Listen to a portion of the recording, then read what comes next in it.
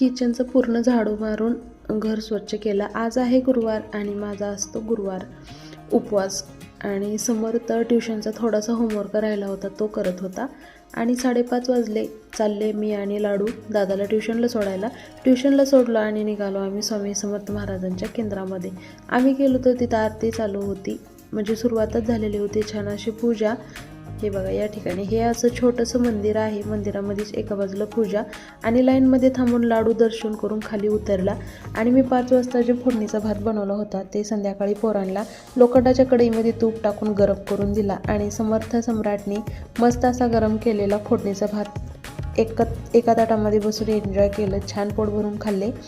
आणि त्यानंतर मग मी संध्याकाळचं सगळं हे केलं, काम केलं. आणि हे मंगळसूत्रासाठी कमेंट येत होत्या.